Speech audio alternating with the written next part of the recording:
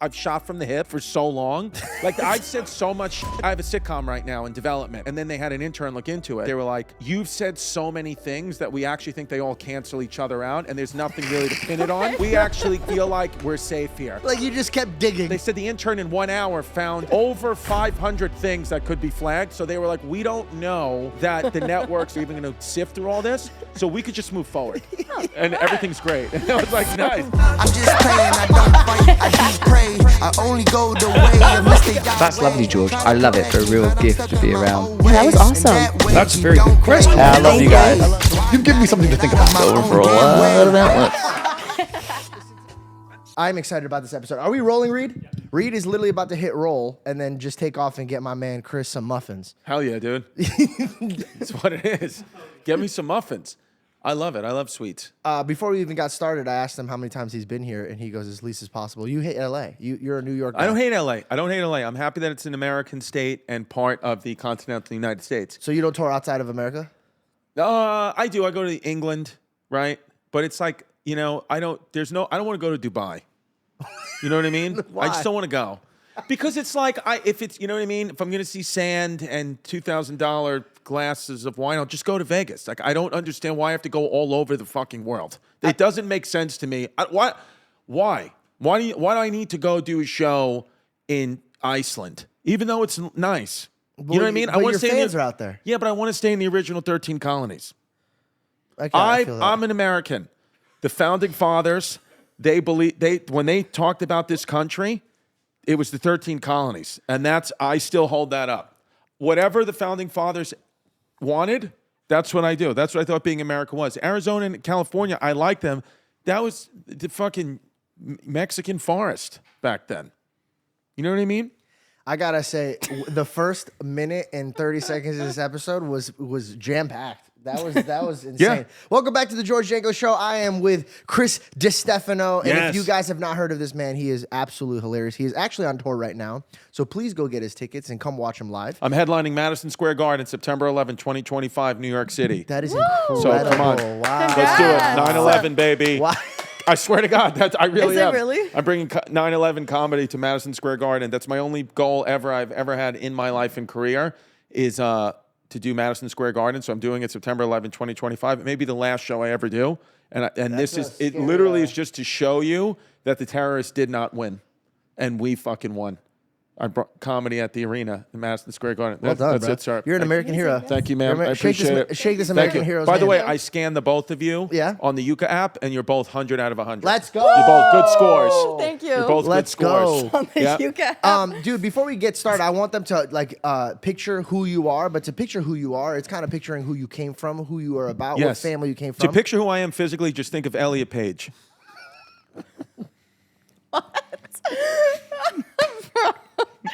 Every person who's just listening right now, they're like, okay. Yeah. I'm Elliot Page if he was from New York. Okay, I feel that. I'm in New York Elliot. I feel that. Yep. There's a story that you told once, and I think about it every time I see your face. Like every single time I see your face, I think of this because it's super relatable to me. My dad came from a different country, What country? Iraq. Oh, shit. And so the way he raised me, big guys. Yeah, the big guy, you know what I mean? And Yeah. like he raised me very first generation American. And when I heard that your dad would handle business the way that he handled business, I relate to that. Yep. Because my father didn't really understand boundaries and rules No. of like what's going on. Can we talk about the story where he got into it with your principal? Oh yeah, that's kind of why I'm playing Madison Square Garden on September 11th because I have a comedy bit on YouTube called My 9/11 Story, Chris Distefano's 9/11 Story, and my dad on 9/11 just came into. I got into a fight because I thought my mom died in the World Trade Center. We got into all boy Catholic high school. Fucking this kid started laughing at me, broke a chair over his head. Oh, wait, no. Pause. Did you really break a chair over his head? Yeah. So you were about that life. Because he was laughing at me, but I literally was so upset because I thought my mom was dead, so my emotions just flipped. Yeah. Okay, but as a child before that moment, were you the type to break a chair over somebody's Not head? really, no. So it was just in the spur of the moment. You thought your mother's dead. Not really a fighter. Got it. I'm not, but in that moment, things got wild. Hit him, Big problem in all-boy Catholic high school. I mean, you would get detention if you had like a top button unbuttoned in your shirt. They'd give you detention. So now I just put a kid in a coma. Yeah. So this is no bueno as my, Spanish-speaking audience. And so I thought I was going to get thrown out. So I call my father, and my dad's like, real deal New York guy.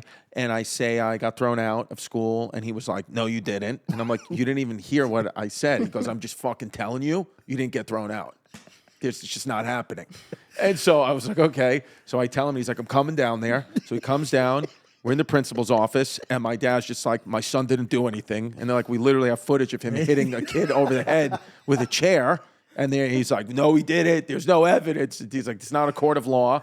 So finally he says to him, he goes, listen to me.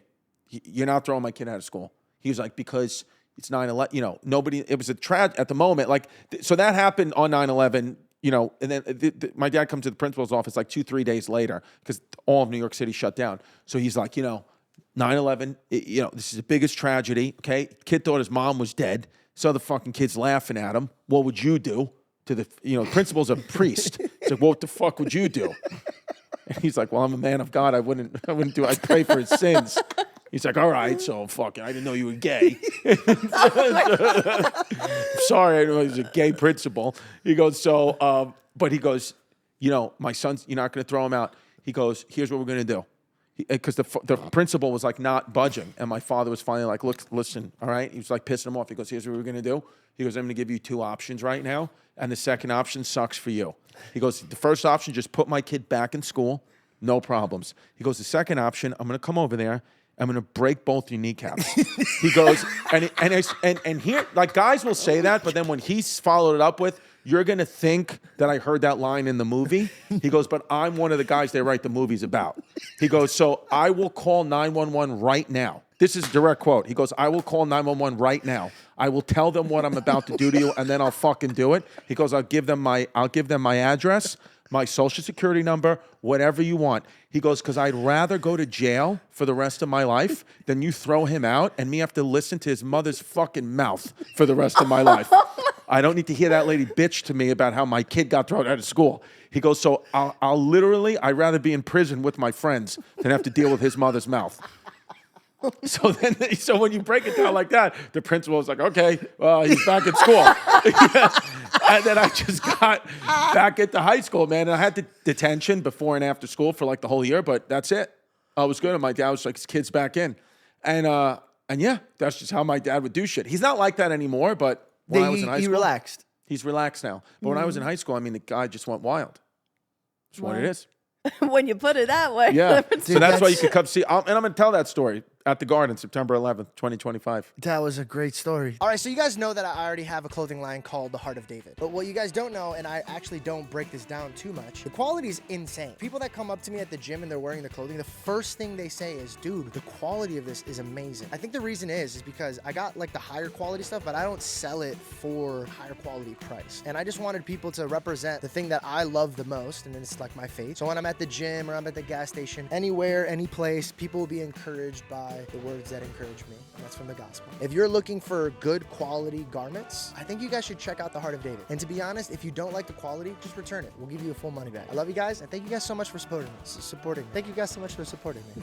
All right, back to the show. And I have a whole, it's like expanded. I have a whole bit, obviously, You just got the glimpse. You got the nice trailer. You just got the little glimpse, yeah. Yeah, I like that. That was edging. I'm edging you guys. I'm going to fully come on stage at Madison Square Garden. I'm just, I'm sorry. Congrats on your marriage. Thank you so much. I love it. Appreciate that. Speaking of a union, I heard you got back with your union. Are you back to being Catholic? Yes. Oh, dude. Shout out Jesus Christ all fucking day. Okay. Well, in the Great War, in the Great War, you show me. I mean, dude. What the Paul listen. These guys, the Paul brothers, anyone who does these fights, they need to do Jesus Christ versus Allah, and we'll see what's up. You're going for it. I'm just saying. Reed, the time that you left, bro, I really wish you would have stayed. Yeah, first of all, give my man the muffins. Give me the muffin, dude. So they were wrapped in plastic. Get the fuck, dude! I'm not eating a muffin wrapped in plastic. Why would you just what lie the fuck? to him? Show me this fucking muffin. Look at this, wrapped in plastic. What the? Is this wrapped in plastic right now? They put butter on. By the way, giving him a bag like that after the story he just told is Oh hilarious. my God! Look, let me give it a taste. Now this is the Asian. This is a Chinese fucking. Whoa! Look at that. This is a Chinese muffin that reads just Washington Reed. Reed, by the way, Reed told me he was born and raised in Washington. Then he lived in Oregon and one of those other Pacific Northwest states. You're a fucking serial killer. Only serial killers live in those places. You know, it's so funny. The day I met him, he could have killed me. This is like a 5 out of 10. I got an apple fritter. That ASMR is. An apple fritter. the way he's eating it in the mic. No, I like you. Do a Reed. nice ASMR eating. I met him on Craigslist. Really? And I invited him to my house at 11:30 at night. I literally had a pistol tucked away because I thought he was going to kill me. He looks like it. He looks like you're like a very, very nice guy, but so did Ted Bundy. He had long hair, too. He had long hair. Oh It yeah. looks good now. His hair. Yeah, now it's so funny. Now we took merch pictures of him the other day, and I was like, oh my God, he's a model. You have hair. You have like a bob. You have hair like a 16th century knight. You know what I mean? You Oh, got yeah. like Lancelot. Yeah. I liked it though, dude. It's good. Very medieval. I think it's very 70s music. It's nice. You know? It's very heroin-y. Yeah. I don't know.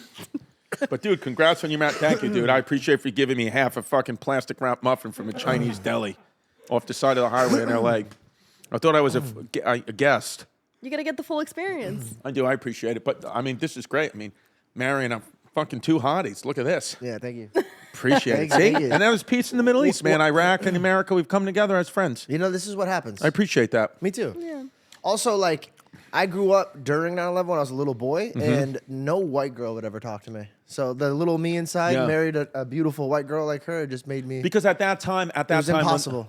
Listen, and things have changed now. Because I remember back then on 9/11 when we would have our meetings, the white meetings, we just were scared. We were nervous. Yeah. And we thought you guys were the enemy. But now when we have the meetings with the whites, we know that you guys are our friends and the Chinese are our enemies. Yeah.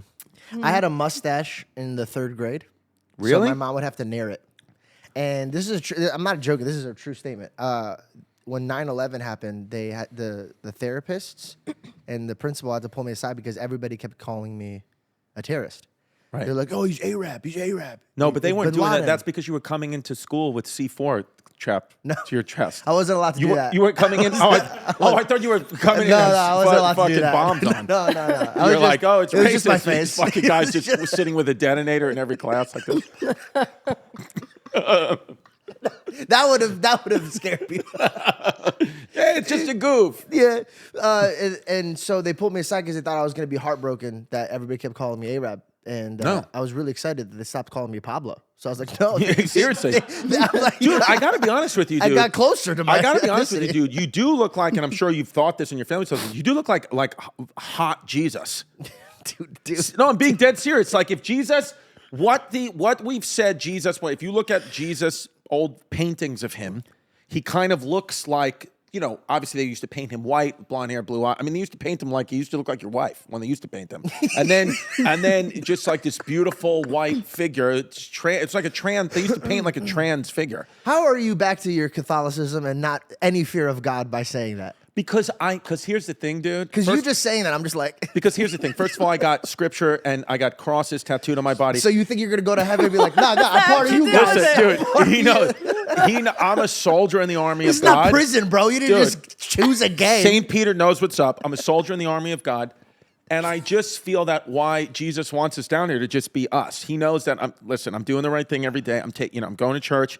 I'm taking, I do the right thing by everybody, treat everyone with kindness, love everybody, give everybody a little just soft kisses on the forehead, just like this. I do that.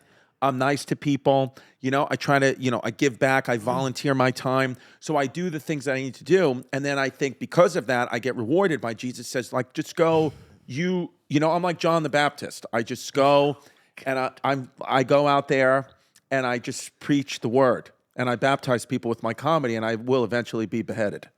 This video is sponsored by Manscaped. Yo, before I even get into the talking points that they want me to talk about, I just want to let you know from a personal standpoint, these products rock, bro. Like, I really use these products. I love them with all my heart. And also, if I leave them out, my family will take them. And they'll be like, dude, what are you bothered by? They send you free products. Send me free products, not you. What product do we have today? The Handyman. Now, let me tell you guys something about their products. The skin-safe technology that they have, it actually works, dude. Wow, look how chic this thing is, dude. If you always travel too, this thing is like perfect, dude. This is not gonna take up any space at all. This is waterproof too? Oh, dude, are you joking me? Where was this stuff when I was a kid growing up? If you're a teenage boy, I feel your pain, dude. When you're starting to learn how to shave and you just cut yourself and you show up to school and it looks like you have a bunch of hickeys around your neck, but you got no girls because you don't even know how to shave yet. So if you like this product and you wanna join the 12 million men that trust Manscaped, upgrade to the Handyman today, and all you gotta do is use my code JANKO20 to get 20% off plus free shipping. I don't know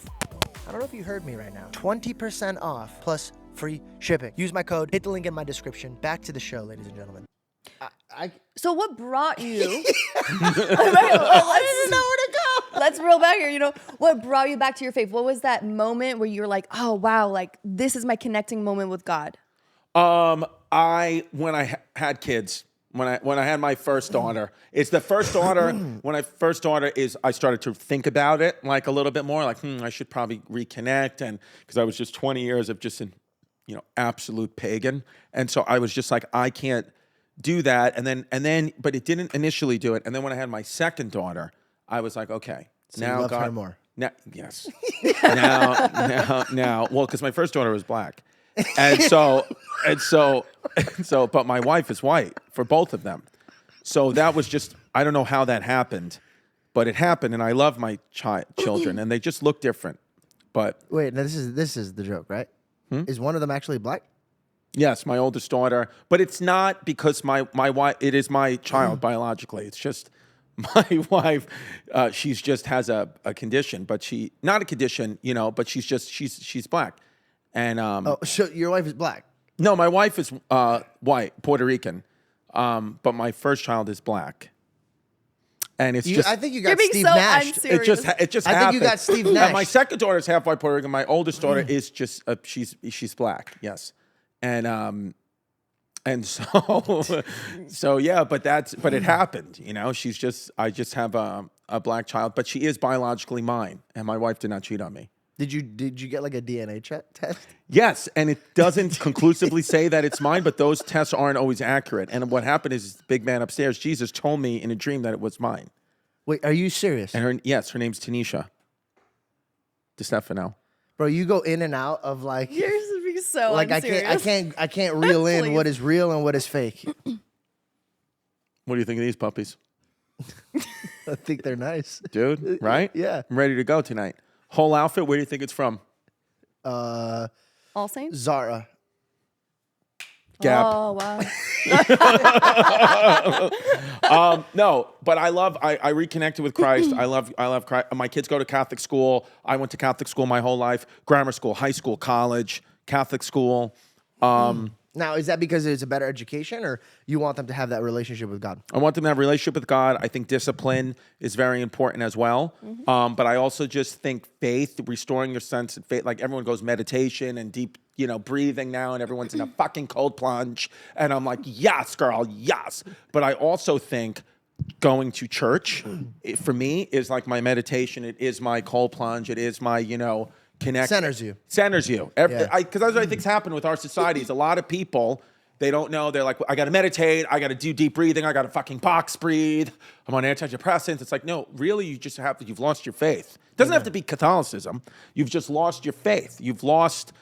Now you're like looking for all these other answers. It's like, dude, just go connect with some type of whatever God is to you. For me, it's Catholicism and Jesus, and I believe in that, and that's the route I want to go. Some might say that's the only way. No, I'm not saying that's the only way, but it's like, like you could be Catholic or another type of Christian, and then that, So or you're Jewish. So you're holding your other baby, and you're like, man. Right. Okay, question. This is actually a serious question. Was the love of your kid reminded you like that you're his kid, and then you're like, man, I would want my kids to have a relationship with me. Yes, the love. Well, you mean like that I'm Jesus's child? Yeah. Like, did you feel like you're stealing the joy that these kids could steal from you if they left you? No, I don't know that I felt that. I don't know that I've ever even thought that Jesus is my dad. But now, I guess, now that you're saying it, he is. I guess I am I am part Middle Eastern. Then.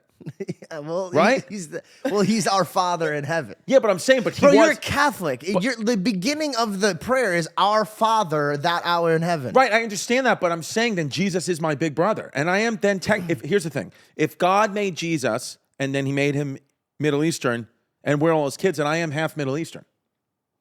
Well, okay, I see where you're getting. You know what I'm saying? I see where you're getting that. Yeah. You've been fully chosen. I actually speak the language he spoke when he was down here. I'm a Syrian. So we're ancient. Did he Aramaic. actually speak Syrian? Yeah, he spoke Aramaic. Yeah, I have his his writing right here. So like when he said like you know, what's like a good Jesus quote? When he was saying the prayer, Baba Mishmeya Paish Gutshumuch Atel Malkutuch. That's my language. Wow. Yeah, it was pretty cool. It was I'm telling you, it was a dude. really cool moment when I'm watching the Passion of the Christ and I'm like, whoa, dude, I get this. Dude, I'm telling you, dude, you because you have positive energy and just your overall look, you might be him. No, I'm being he's dead not. serious because he has. God, bro. He's Man, not. you're saying he's not? No. Is he circumcised? Yeah, I am circumcised. But I don't think Jesus was. so that did it for you. I don't know. Well, I Pulled just him out of don't. the race? I don't know that the real Jesus would have done it. He wouldn't have clipped himself. Well, he was Jewish. Right. They started that. I started Judaism.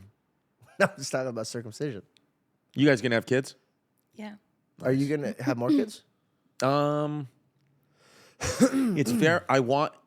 Hypothetically, I want to say yes, but I love being a dad. I love my kids. It's very, very, very, very, very difficult to have little kids. They're just, you don't like You don't have a life. Yeah, well, no, it's not even about a life. It's just like I don't know that I could go through another 3 to 4 years of like absolutely no sleep, like just constantly like I don't know that I could do it. I don't think my wife and I want to do it again like that. We got 3. I think we feel good. We feel complete. We feel so blessed. I don't know that I could if we could do it again. And it's really more on her because I could feel her when the third one, she was like, I'm so thankful. I really am. I love it. But I can't, like the thought of getting pregnant again, she's like, I can't do it. So the women who go out there and have 12 kids, I don't know physically how they do that. Right. And I don't know how the dads do it. Does your wife have a job, or is she a full-time mom? And She's a spin instructor that she does kind of like part-time. She likes doing that. She rides bicycle in place, which I like. And then I do. It's all this is how we pay for her. This is how we pay for the life. It's just these comedy pods. Well, dude, that's a blessing, dude. That's such And a 3 blessing. kids, How much? I think, is a beautiful number. Well, also, but like you're touring a lot too, so you're away from them. The boys out there. Well, that's the hard part. I'm so sorry for my throat. Dude, I it's all scratched good, it. man. Come on, Ricola. This, dude, the way Reed is looking at me, I feel like his next fucking victim. But I feel that's the hard part about this career now is when you have a family, kids.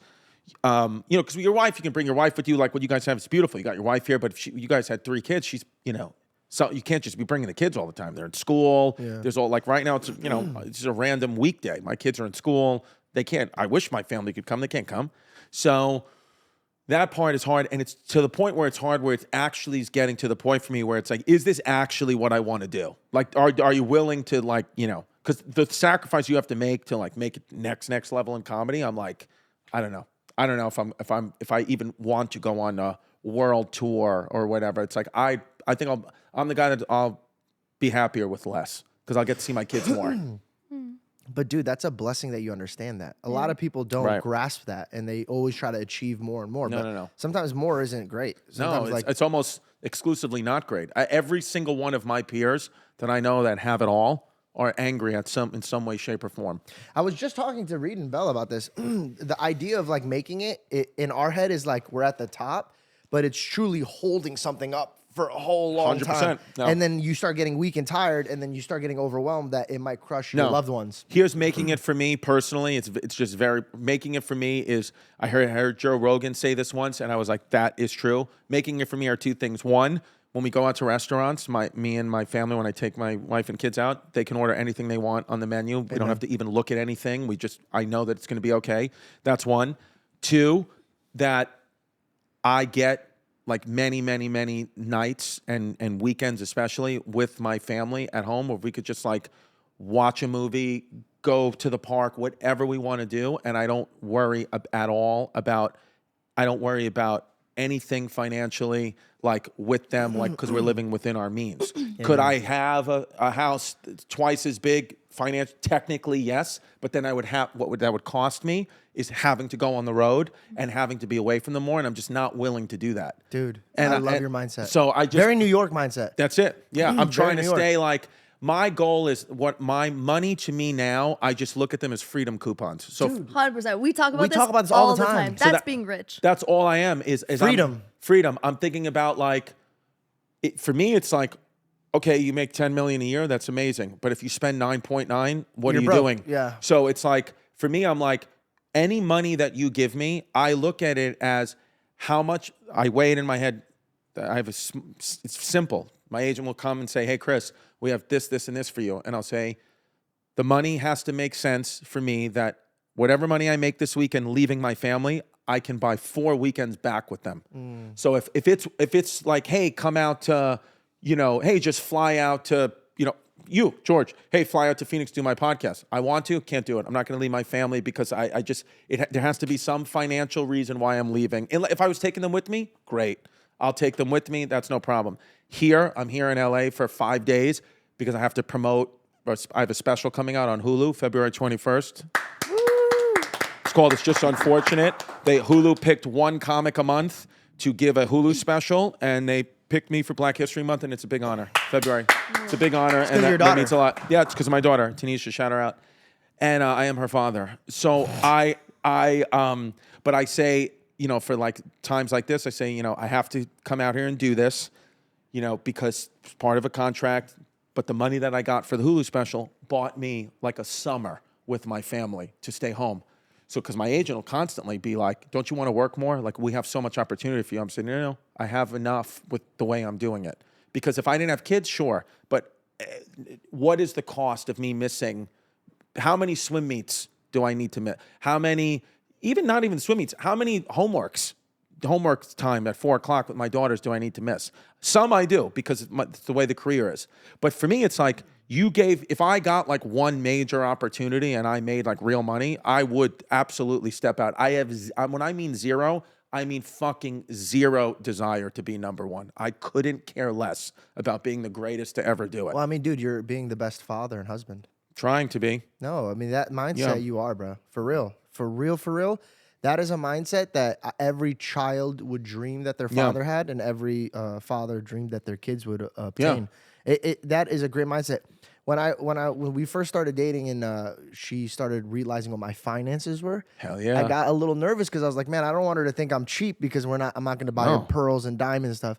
And I sat her down and I said, if you bear with me and we grind and we store this and we invest this, I go, there'll be a day that you look at your children and your mother and my mother and nobody will need. Yes. Nobody will need. And that's freedom. That's freedom, baby. The way people buy things now and they try to make themselves look stronger and more successful, it's like, dude, I'd rather look broke and quiet in the corner. By the way, that's the best way to do. The last thing you want to do is flash your wealth in today's society. Like, why would you want to do that? Have you ever gone through a time in your career? By the way, as I'm wearing an AP, let me just cover that up. But you worked hard. I did work hard. You worked hard. Hey, watch. Let me tell you something. Yes. Talk to them. There was a little bit. This was a gift that I bought. I've never buy myself anything. My family was like, after I sold out Radio City, which was a big New York City accomplishment, they said, you know what? Even reward yourself. My own wife was like, you always buy stuff for us and whatever. What about, go buy, I'm wearing fucking Old Navy Gap jeans to go do. So she's like, why don't you just buy it? And so I spoke to my accountant and I was like, what's good? He was like, honestly, a watch would be nice, and why I want you to buy a watch is because it appreciates in value. Yep. You're not buying a depreciating asset. I don't want you to buy any depreciating assets. At least you wear this. It's like an investment. So this is for your family. Even though you're wearing it, it is for you because you'll keep this, and God willing, price keeps going up, and then you have it. You give everything to your kids. So that's. But other than that, yeah, it's like, dude, I don't want. I work now. I do this because I love doing it. Creative. I love to be creative and free. But it's really like the amount of things I say no to. My agent can't believe it sometimes. He's like, why? I'm like, because it's not enough money to justify me missing my kids anything. What caused this? What caused this spur in the heart? Because, bro, if I put money on the table, I know a lot of good men. They're like, I love my kids, but this is for my kids. And they could always convince themselves to chase the dollar. What made money not your God? Well, it's not that it's not. I mean, I still value money. We need money. But I just feel like I don't need all of it. I just need enough. Things have to be good enough. So for me, I'm like, I didn't grow up with any money. If anything, I help my mom and dad now that I've made a little bit of money in my career. But I feel like I don't know. Once I had kids, I was like, I started listening to every single one of my peers on podcasts or the radio. I noticed there was a common theme for people that went really far, who were older. There was I would hear guys that done crazy shit in this business. Always some way, shape, or form in some interview, they'd say, but man, I'd give half of it back. I miss my whole kid's life. Or, I'm just reconnecting with my children now. And I'm like, I don't want to be that. Yeah. I really don't want to be that. And so if there's a way that I'm trying to figure out now how I can, get to these levels without leaving home for long periods of time, I would love to do that. I really would. But I'm working. I mean, in some ways, the podcast, the internet, all that stuff is giving us that, Like if you guys had kids, you could create everything you want for them and be home with them and also see them. You don't have to get on a plane to go get the money, which is great. That's a blessing. Just to make it from home. Freedom. I think people, that's what I think. I mean, that is how I play with money now. It's like, is this buying me freedom or not? Also, to attain freedom, you have to get rid of your bondage and slavery, and that's debt. A lot of people live beyond their means. Sure. Yeah, and that's a big thing. You could be working at a fast food restaurant, or you could be a doctor. But if you don't know how to spend your money, you're always going to be in bondage. For me, I always think about okay, we have a nice enough home. It's nice. You'd come and you'd be like, this is a nice home. It's not in a gate. It's not behind a gate. It's not 6 Maseratis in my driveway. But what we can do is we go on vacations together. And when we go on vacations together, we'll go stay in a beautiful resort. We'll all fly, a nice, sometimes we'll even go first class if it's just me and my wife and one kid. We'll do it because I've saved the money because I'm not spending it all on the other stuff. Mm-hmm. So I try to think about experiences more. And that's what we do too, even with gifts, with Christmas and their birthdays. We've moved on from the toys. We don't do that. We're like, what's an experience that we can try to do? It's so much better. Memories forever. Toys. That's what we temporary. try.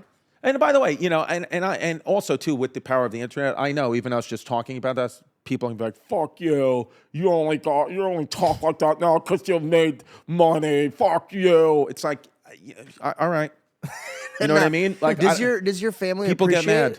Appreciate the sacrifice you do? I don't know. I think so. I think that we. I think my family, that we all appreciate each other, and I think that we have our problems like everybody else, but I think they do. I think my older daughter now and my wife are more they feel a little even though we're doing good, they feel a little shit. They could see when I have to leave how much I really, really, really don't want to go.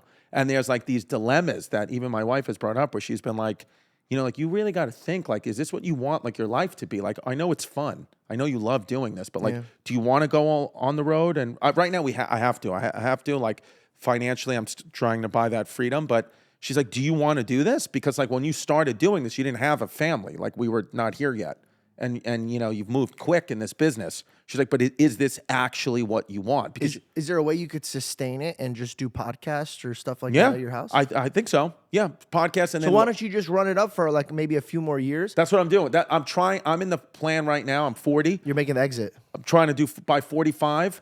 Keep going. And then see if you can, fucking buy yourself some lifetime of freedom financially. By the way, that doesn't mean stop working. I love doing comedy. I just don't want to have to do things I actually don't from the soul want to do. I pray that you get to a situation where you're okay, cool. just these 2 months out of the year, I'm out, and then the next 10 months, I'm with my family. Well, already because you're gonna need some space, bro. Because if you sit with your family forever and always, you're gonna be like, oh man, I got no. And by the way, that's what I mean. For me, it's like I don't like. I understand. Like there's all balance. Like there's good things too about stepping away when we all give each other some space. But I think it's more like, okay, I'll only do like what I actually want to do. I'm not gonna stop working. I'm not the guy that just like sits home. You can't. I go run around. I do spots in New York. I You just want your family near I you. just like being near them. That's all. Like right now, Why I'm on the not other side of the homeschool country. them? Huh? Why not homeschool them? I like them to have the social aspect of it, playing with the other kids, hanging out. You don't want them to sacrifice. Yeah, I don't want, and I don't think that's what especially my older one. She is so social. I can't take her friend group away from her. She's so, but I don't. I think everyone, when you're a parent, it's like everybody's different. Everyone's got different ideas. I just love my kids. I'm just like that parent where I was just like, I don't know, it feels like, I feel happy to be almost in like fourth place in my own life where I'm just like, I want my kids and family to be happy first, eat first. I feel like that's like my role. I guess I'm old school a little bit mentally because that's how my dad was. Bro. It's like, I'm going to provide for you. I want to help you guys. Like life is now, I need to be happy because that like transfers onto the kids. I understand that. But I'm very much like, well, whatever's best for my kids. Like even when my wife be like, what do you want to do for your birthday, my birthday? I'm like, what do the kids want to do? Whatever the kids want to do, I'll do. That's the only way I'm going to be happy. I'm not going to do something that I want them. What do they want to do? Were That's your like parents my life. like that to you? No, my parents were divorced. They're nice people, but they weren't not necessarily. So you're holding on to something you've always wanted. I think so. Like it's something like I noticed. It's funny you bring that up because the other day I was thinking about this and I was noticing like how much I say to my kids like I love you and I'll like hug them and kiss them and my mom always says love you and I've always been like I wonder if my mom actually loves me or not, and she doesn't even mean it because she's just from another generation to say love you or she rarely even says it. And I'm like I was like there's been so many years of my life where I've just been subconscious like I don't know if my mom loves me, and then so I think. Now, me subconsciously, I'm like, I tell my kids I love them like too much almost, where they're like, stop. It's impossible to love. Yeah. That's impossible. Have you ever asked your mom how her relationship with her parents were? Well, I know how it was. Her mom died when she was young, and her father left the family when she was like 5. So her experience with love is like different. So she gave you the best she could. But she gave me the best she could, and she's very religious. She's like hardcore, like Catholic. Like real deal, like doesn't miss church every single day. Is like, are you praying? Are you thanking God for this and that? And I'm like, 100%, ma. Do you hold your mom and say I love you? No, I think you unfortunately, should. I should try to do it. No, I think you should, and I'll tell you why, bro. Because I bet when this is what I've learned. When I got a wife, all it did was like with my mom, obviously. All it did with my mom is highlight everything that she did. And so like it's a beautiful reflection and it's such a beautiful gift from God. So like whatever God is planting in your life right now in your garden and blessing it, you should bring the first fruits to your mom because she never got it from her generation before her. So if you start hugging her and saying I love you and you train your kids to be like, hey, go up to grandma and hug her and say she loves you, she might be reciprocating it. Yeah, because I noticed too, like even now, like when my mom wants to like FaceTime or whatever, my kids are like very much like they love her, but they're very much like I don't want to talk. I don't want. It's like they're giving the same energy back exactly because like with me, with like my immediate family, like we're all like love, kisses, like all that. But with the grandparents get involved, they're much different, and I'm like, I wonder if that's.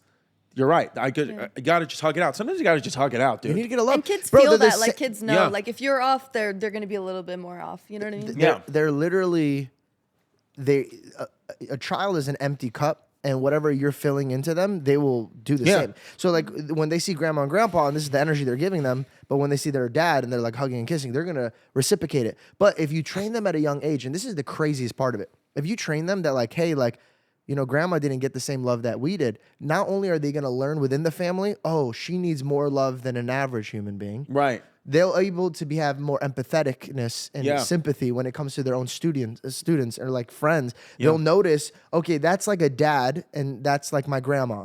Okay, so I know how to love these people differently. If that makes any sense, it's a strong tool for them to have. Yeah, and I think too, like also now I've gotten older to say like well, my mom and dad, there were things that I would be like, just didn't like about them. And I'd be like, ugh, this sucks, blah, blah, blah. When it's like, wait. But I'm happy with my life and my family. So like, why don't I try to, like bring them into my world and like, they can be like as happy, hopefully, as me, because they just live very, very different lives than I have. Like they both come from very different childhoods, very different experiences, grew up very poor. So that's a good point. I never thought about, I've only recently started thinking about like, how can they've helped me so much. How can I now? I'm at a point where I can help them more than money, not about money, like other ways. Well, think about it. Fertilizer is shit. Yes. Right? So the shit that they had in their heart, in their life, and in that manure, they planted a seed, Chris. And that's where your comedy developed. That's where your skill set developed. Yeah. If you didn't have that life, you wouldn't have the life you have now. No. So it's truly just giving it back. You're just replanting. You're just planting the things that they missed. Right. So it's just the love aspect. And it's unfortunate because they gave you the best that they can. And dude, God blessed it. Like you travel the world now. Well, not even the United States. The United States. Sorry about that. The United States. And occasionally in the UK. Yeah, occasionally in the UK. But what they gave you, their absolute best, is what your fruits came from. And for you to go bring back the one thing, it's hilarious to see it. You say it all the time. You're like, money's not going to be the aspect that fixes this. It's relationship, it's time, it's love, it's hugs, it's kisses. And that's all they need. You taking care of their financial things just puts rest in their heart that they did enough. They're like, okay, cool. My son is successful. I made sure that I would break the principal's legs before he gets out of school. But if you come and you give him a hug and you say, hey, I appreciate what you gave me. I'm a father now. I know you gave me your best. You will literally watch them turn back into children. And like, it's the older they get, the more childlike they become. Sure. And it's something really special. Dude, we got to go to Iraq. You and I got to go to Iraq. Dude, this is where I fucking... We strive. Let's do it. I would do it. I swear to... Can we go? I don't know if I actually can go. What if they're like, isn't that George's son? Yeah. Give her a kiss. Hey, come here. Who's your dad? You're not supposed to be here. No, dude, it'd be sick. Has there ever been a story that you've told about your family, like on stage, and then you're like, ooh, you kind of regretted giving that intimate part of your life? That's literally my life. Is saying too much on stage or on a podcast, getting a call from a family member, getting yelled at, apologizing, saying, can I give you free tickets to the show? Do you want to go to dinner? Love you. I don't know what to do. But that literally is a part of my life where I'm like, how do I do my comedy, which is always about like, my experiences and a lot of times talking about my family, but also not embarrass them and protect them and all that. And it's a difficult thing. Like I know even like my kids, like I talk about my kids, but I try, like, I'm not going to be the guy that does a bit about, like my daughter's first period or something. Like, I just won't do it. I'm just like, I'm not going to do something that even if that could potentially embarrass them down the line. Some of the things I've already said and done I can't get around it. It's the internet. It's there forever. But I'm trying, like, moving forward to be like, how can I, just like share stuff, funny stuff that is relatable, but not embarrass them or embarrass myself in the future. But it's hard because I've shot from the hip for so long that there's so much shit I've said. I've said so much shit that even like I have a sitcom right now in development, right? With a network, whatever, cool. And I've told them, and I've told my agent, I'd be like, the amount of things that I've said, like in publicly, are fucking crazy. It's all been in the name of comedy, but like it's crazy how many things I've said. And they were like, okay, we'll look into it. And then they had an intern look into it. And then I was figuring they're going to take the sitcom away from me, which is like, fine, I'll just talk about it on my podcast. And they said they believe that this network said that they're going to move forward with the show, hopefully it gets on the air. But they were like, you've said so many things that we actually think they all cancel each other out and there's nothing really to pin it on. So we actually kind of feel like we're safe here. It would be worse if you just kept digging. They said, the intern in 1 hour found over 500 things that could be flagged. So they were like, we don't know that the networks or the powers that be are even going to sift through all this. So we could just move forward. And everything's great. And I was like, nice. Funny. They were like, so that's the way to do it. Because you can't, you know what I mean? Yeah. That's the thing with me is I've never I've never come out publicly and said that I'm anything that I'm not. Like I've never been a clean comic or a guy that's like Mr. Goody Two Shoes. I've told you from the beginning, like I'm a fucking wild guy. You know? So it's like anything you say, I'm Dude, like, your laugh is diabolical. I'm like, yeah. Like anything somebody would bring up, they'd be like, yeah. Has there been one though that's caused like a real problem in your family? Like it caused a big argument? Yes. It's I have had multiple, mainly with like my wife, like where I've said, like I've went too far, like, talked about, not even about her, but like I've talked about like my ex, or I've talked about like sex stuff or whatever. And she's like, started yelling at me. And then it got like the one time, because she would yell at me, like she yells at me, or whatever. And she would just like, I would just get screamed at. I'm just used to it. And then, but one time she was like, and this really stuck with me. She was like, I made some like hypersexual joke. And then we had our both daughters, but the older one was like 7. And she was like, now, like tomorrow, your daughter is old enough that these kids, some of them have phones, okay? They see that bit on TikTok, 7, 8-year-old kid doesn't know how to process that. They're going to start asking your daughter questions, and it's your fault. So like, she's not a baby anymore. She is our baby, but she's old enough. And also the parents.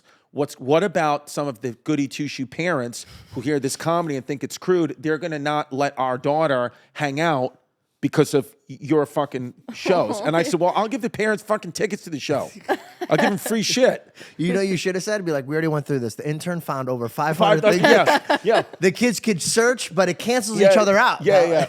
Well, I mean, that was one of the fucking crazy, then they told me that, I was like, oh my God. Because that is the one good thing about, not the one, there's many good things I'm grateful about, but with our career specifically on the internet, when the power of our career is in the hands of our fans, there's almost nothing they can take from us. Like a network can take from you.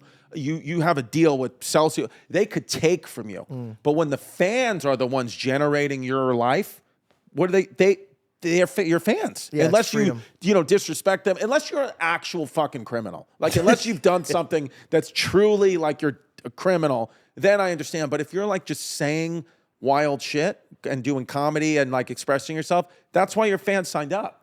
So it is crazy that the modern day famous man has a direct connection. Right. It doesn't have the middleman networks or the record labels or anything not like as that. much necessary. Going back to you talking about your family on stage, there is positives to this because I watched this with Joe Coy. He would say stuff about his son, and I would be in the audience and be like, "Damn, bro, like that's crazy that you're saying that." And then I turned to his son, and his son's just sitting there smiling. So depending on the relationship, because they're best friends and like the father and son figure, which is so cool. But he would welcome him on stage. Right. And the audience would go crazy. And I just sat there and I was like, oh my God, the audience literally went through his childhood with him. Like when 10 years ago or 5 years ago, when he was telling these jokes about his son being this, and now he's this age, and now he's a teenager, and now he's going to get married. Yeah. They literally grow with this child and the stories with them. So that's pretty special. I think it's a case-by-case basis too. It's like, because like Joe Coy and his son, like beautiful relationship, and Joe's one of the best to ever do it. I mean, you want to talk about being at the top, he's at the top. Yeah. And they have a special thing. What I recognize with my family, I brought certain family members out, like we talk about them on a podcast or stand up, and then actually bring the physical people out, and it was fun. But then I realized, like, I've been doing this for a long time, like 15 years. So I've gotten used to, when a fan recognizes you, or like being in this business, the ups and downs, where it's like you just take someone, pluck them off the street, then you put them on stage, and then all of a sudden, you got 2,000 people like scream, they want their autograph and all that stuff. Their psyche is like, oh wait, like this is my life. I'm famous now, and then they want more. No way. They want more from you. Then they want. Then so this affected you. Then it messes their brain up. Yeah, and then it messes their brain up. Then they start to get depressed. How come I don't have that? Hey, you're only sold those tickets because you said I was going to be there. How come I don't get money from that? Like it starts. So then it is a learning lesson too, where it's like, okay. It's hard to do business with because family, for me, I'm like, I'm all about like, dude, I'm just dividing it. Shoot from the hip, and everyone's having fun. We're in this together. Take care of everybody. But then you realize, like, not everyone is like that. And this business has a lot of nefarious shit going on in it. So you're like, okay, like, also too, fame has become because of Instagram, TikTok. It's become. It's not what is fame? It's Oversaturated. yeah, it's just everybody's a network. Everybody's famous. Everybody has a movie production studio in their pocket. So it's like, what does that mean? Like, so people recognize you as fame now? What is it? Like, so for me, it's like the fame is not what I care about. If you reckon, I mean, I put out 4 comedy specials. I'm like trying to do this comedy, and people will be like, aren't you that guy from TikTok? That's what you get diluted down to. And it's fine. It's just what it is, the medium that's being consumed today. So, but I'm like, it's not, Frank Sinatra was like famous because it's like you saw him in the street. It was a moment. Yeah. Now, again, I feel grateful and blessed, but it's like you get recognized in the street. It's like you're probably the 10th recognizable person that person saw that day because everybody's famous from their living room. It doesn't matter. So for me, it's like the creative part of it is what's important. The joke writing, I know like specifically with stand-up, crowd work is everything now. And crowd work is great. I do it. But we take the pride on, but can you write the material? That's what makes us stand out creatively. Won't sell as many tickets as the crowd work guys, no way, because that is supercharged right now. And I understand. And thank God, because that's what we're doing on tour next. 100%. And I do it too. In the live shows, I'll do it. But the creative thing for me, like stand-ups, like little badge of honor is like, well, can you write the new hour? Can you write the material? Yeah. Because it's in many the ways. art. It's the art of it. Yeah. And I'm not saying there's no art to, being like, look at your fucking shirt, But you're obsessed asshole. with the craft of stand-up. Right. So that's me specifically, So like, but I get the audience. You also, though, like in stand-up specifically, it's like you can't get too far into the weeds. It's like, okay, I can write this well-crafted joke and it'll make my comedy peers laugh, but if the majority of the public is like, that's over my head and I don't understand that, why can't you just make fun of my father because he's fat? Then I'll just have to balance that a little bit. Go back and forth? Yeah, just call someone a But what does this have to do with you giving the stage time to your loved ones? It gets to their heads? It got to their heads, yeah. Did you call them out on it? No, I just slowly pulled it away and slowly pulled it back. It's a tricky thing, bro. Like, I've realized this. Fame and money and any type of power that falls into the hands that somebody didn't work for it. Yes, that's what it is. They don't understand what they're wielding. That's why I brought it up too, because we talked about bringing the kids on stage, how Joe Coy brings his son on stage and he gets adoration. That's beautiful, and that may work specifically for them. But I know me, if I brought my daughters out there, I don't talk about them. I've never post pictures of them or anything. And if I talk about them, it's very infrequently by name. But I don't post pictures of them. Nobody really knows what they look like.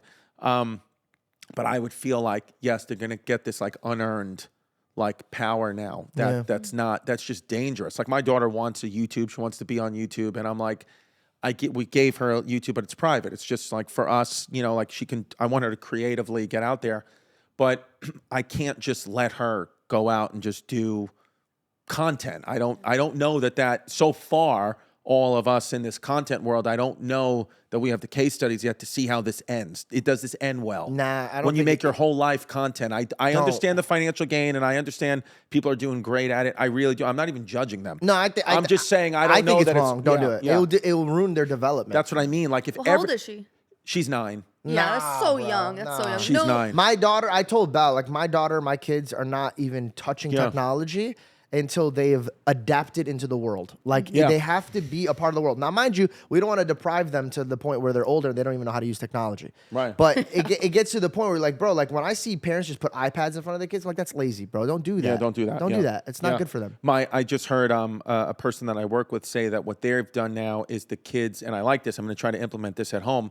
They're doing exercise with their kids for the iPad. So if they want to sit on the iPad for 20 minutes, they have to exercise for 20 minutes. And that's smart. So I'm like that. nice. So the more they exercise, the more that they'll give them time with the iPad as a reward if they want that. But it caps at 60 minutes, which I like. I think that it's going to be different for our children versus how we were raised. We were raised with like dial-up, and then it went up to like high-speed internet, and then we were just sitting in front of a screen. Yeah.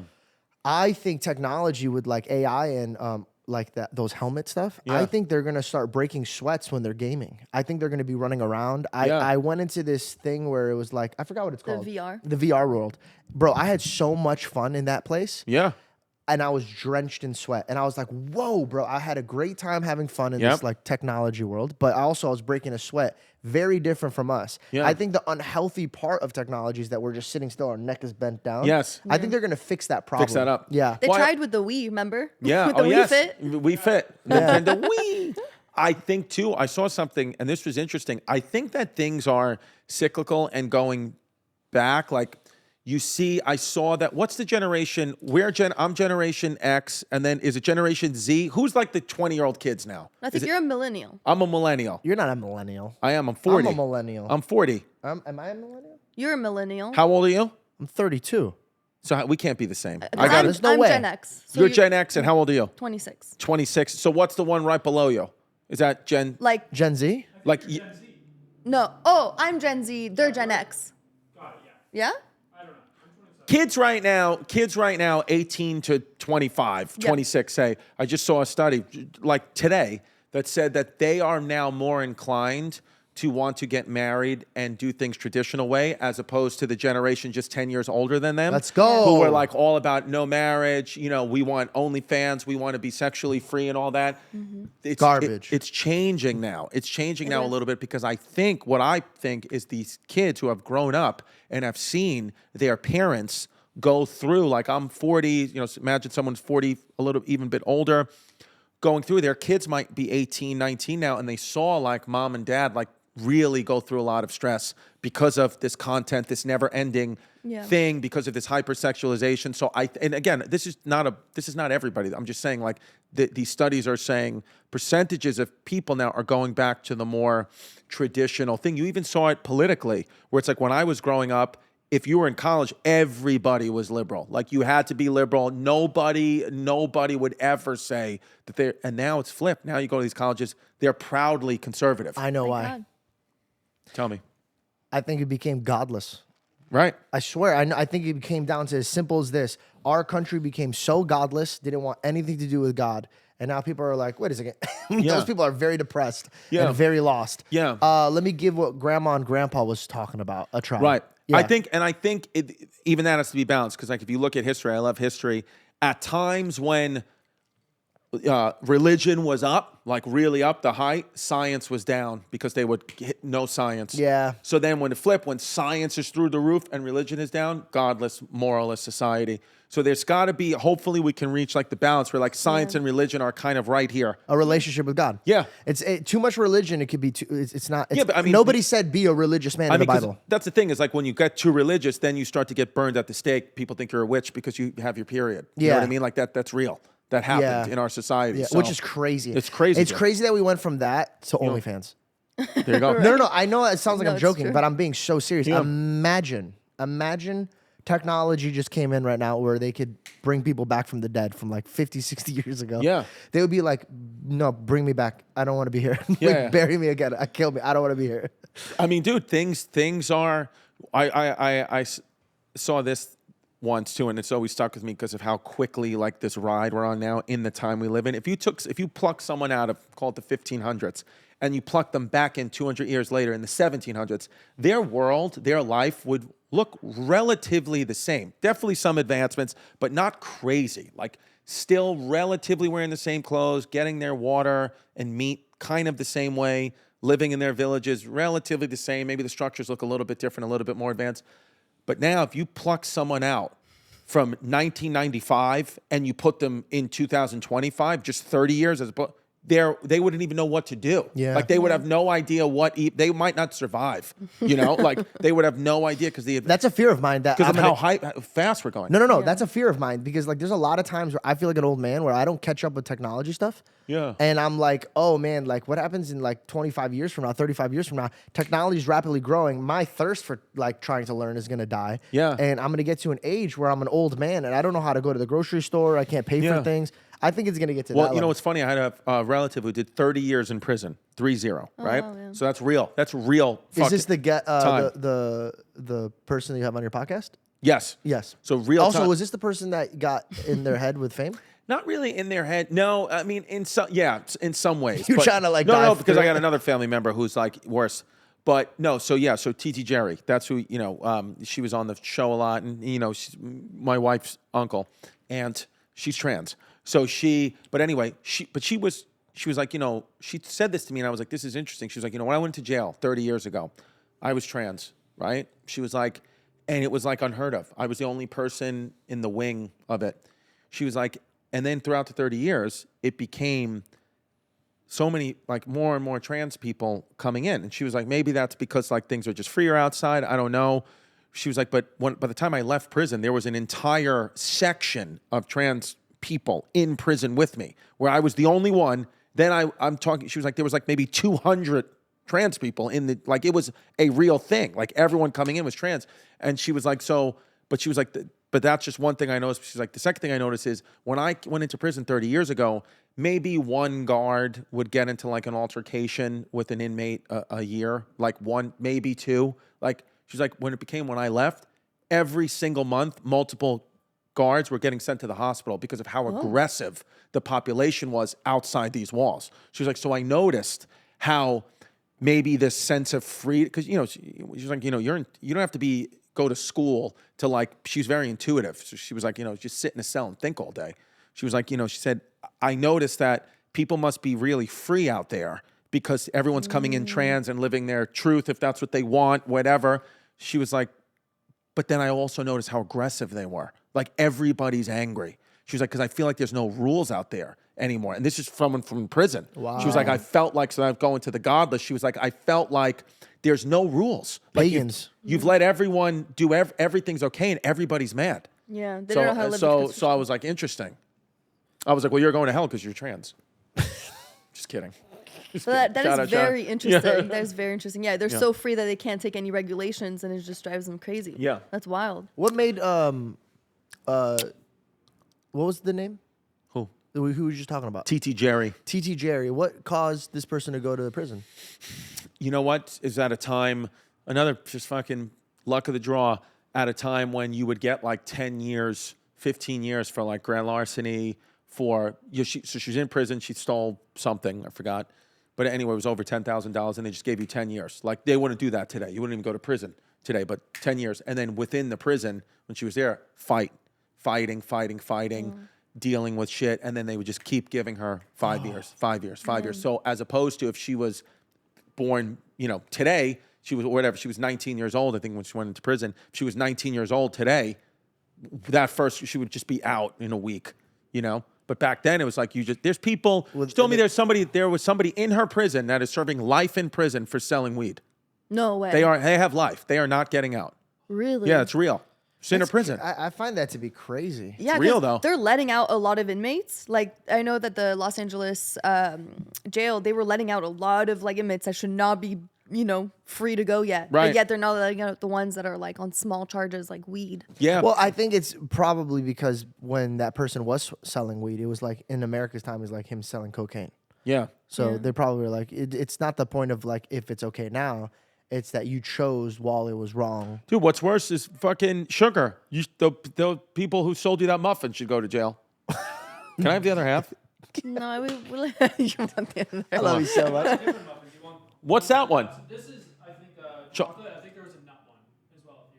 I don't know if you're a nut kind of guy. Let me try a nut guy. I love a little nuts. So you love history. I do love history. What's a historical event that you love and that either that you love or that you think would be hilarious in this time and age if it happened now? Hilarious if it happened.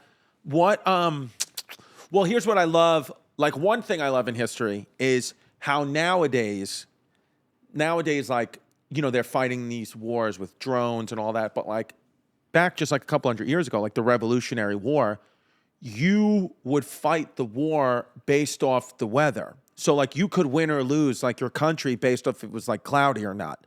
So like there was a battle, I swear to God, there was like you could literally like be storming a city. Well, that's what World War I ended over. They went towards the winter, right? Right. Well, that World War II too. Hitler. World War II. He tried to invade Russia in the middle of the winter. Yeah. Fucking dumb asshole. Dude, that's correct. How funny. Bro, wow. He did all of that and the cold beat him. They were like, the German, did you ever see like crazy to me. You ever, like there's like, transcripts of like the German high command. Telling them don't do being it. like, we should not, this is not good.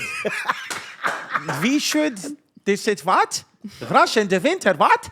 No, they're saying, This is no. And then he was like, Scheider. And then they just went. And then the Russian army, you know, it's fucking wild. Joseph Stalin, the leader of, the Russia at that time, he was like, look, they were going through like this big open field, like 100 miles of field in Russia, and they were like, everyone, Russia had their tanks set up, whatever. So Stalin was like, just tell the people to move back, because they had a head start. Tell them to move back like 30 miles. Only soldiers are going to die. They're not going to be able at all to survive it. No, and then all they did is when they were moving back, they just took hoses and sprinklers and they just wet the ground. And then the entire German thing was just on ice, and everybody was dying. And they were like, wow. They fucking covered one lake up with snow, and then they just all fell through. Yeah, they were just like, the weather is our weapon. Where now that wouldn't matter, right? Now they're making the weather. Yeah. So they, but like, dude, that's so funny. There was a battle in the Revolutionary War. It was called the Battle of Brooklyn, right? August, like 1776, and we were going to lose. The full colonial continental army, we were fucked. Like the British had us surrounded in New York, Brooklyn area. Completely, George Washington was there. Like, was going to take 90% of the army, and then there would be no America. It would just be British subjects. So they're like, what are we going to do? What are we going to do? And then all of a sudden, these clouds roll over the bay, the Hudson Bay of New York. And so George Washington is like, okay, what we're going to do is we're going to get in boats, like in the middle of the night, because they can't see. The British now can't see us because we're covered in fog. And we're just going to go across, take this entire army across the river and get up to New Jersey and basically run away and like live to fight another day and regroup. And that's what happened. Where if that weather pattern wouldn't have come in, the British soldiers would have just seen that. What they did is the American colonists just had a few guys like standing around, walking around to make the British think like, oh, they're good. But those clouds were all down, and they were like, no, we can't. Because the fog was there, the British soldiers thought the whole army was there. They couldn't go anywhere because they thought they were seeing them, but they were all going out boat by boat and saved the whole army got saved by the weather. Dude, I'm telling you, God was with George Washington. I'm telling you 100% that Jesus Christ himself is an American citizen, because not only did he do the weather to save us, but he put oceans on either side of us to protect us. Could you imagine if we were on Europe? Jesus doesn't love Europe. He's got all the countries are there together. There's always infighting. You can't do that. Jesus literally specifically was like, this is my favorite country. I'm putting the Atlantic and the Pacific Ocean on either side. That's protecting us. I believe that.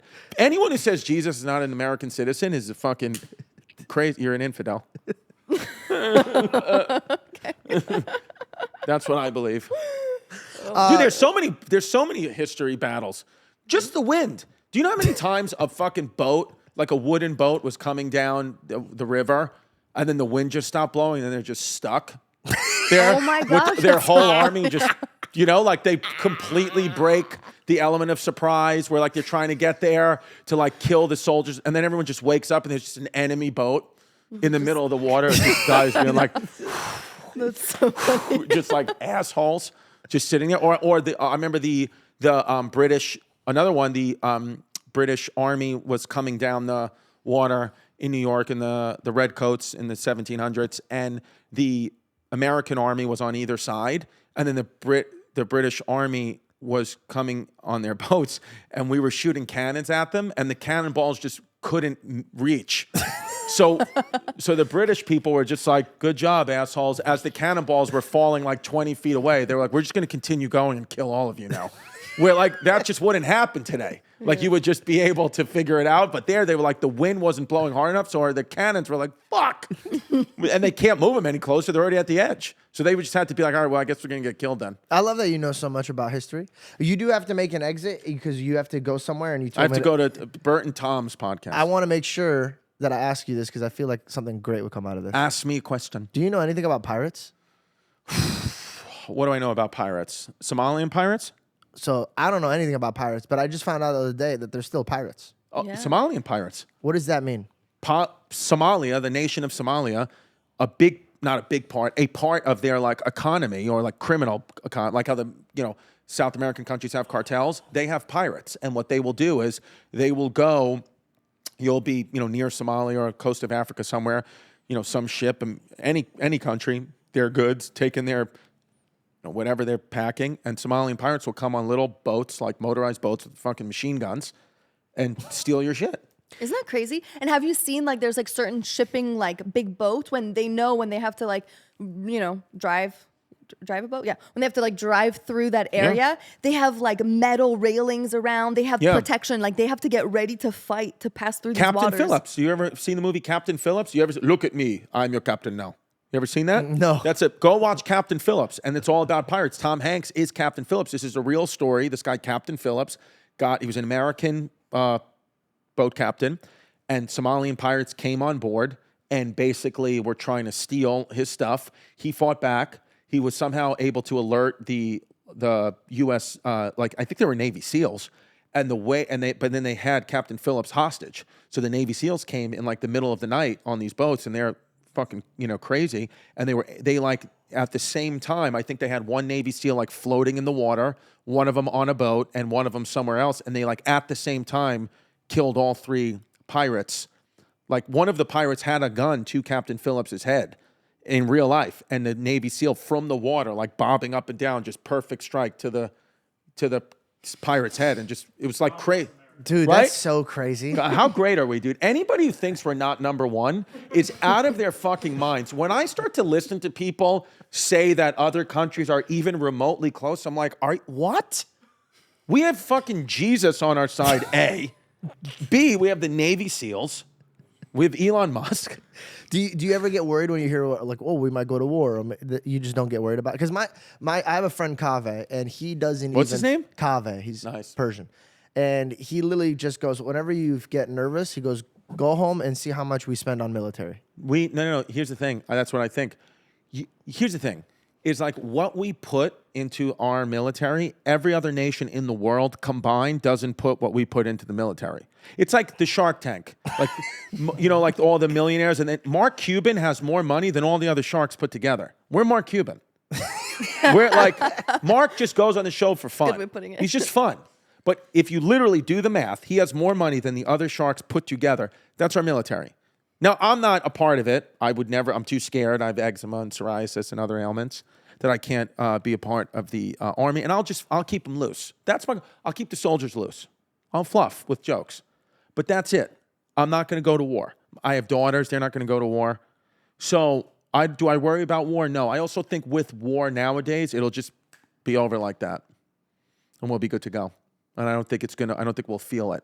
Like but I also think if we go to war, you're sitting, like when you learn about like the warmongering, like Genghis Khan and the warmongers and the Mongols and the, Mohawk Native Americans, and it's like, oh, the war clan. That's what we are. The United States is the war clan. So we're the war clan. I'm not a warrior. I'm a woman to them. I'm a woman doing the dishes. But this is the war country. Do you think they're still going to be using soldiers like Navy SEALs, or is it all technology now? I think it's going to be all tech. I think most of it. I mean, they just put a fucking laser on one of these ships. Did you see? It's like the first laser that's in use as a weapon. Wow. So, like, what are you going to do? Now we have lasers. Now we have Jesus and lasers. I mean, what? We've always had Jesus. What are you going to do, China? What do you have, Temu? Dude, we have fucking Jesus and lasers. Shut up. Oh, Russia, stop it.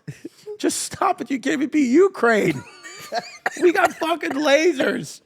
I heard that war is coming to an end, thank God. Yes, that's what they said. Russia, Ukraine. Well, we'll see. We'll not see. going to say it. Not going to say why things are getting better. My last question. Did the right thing in November. My last question is there anything else you would like to say to them before you leave? And by the way, out of all podcasts, this is one of my favorites. Really? You are unbelievable. It's a shorty. No, I mean, just like, I feel like we could have sat here for hours. I could have. You've robbed us and the audience. Well, I was going to come back. I'm going to bring my family to Phoenix. I would love that. I'm going to do ayahuasca. Oh. I don't love that. All right. We'll do peyote. Okay. I don't do drugs or alcohol, really. Bro, imagine if you did.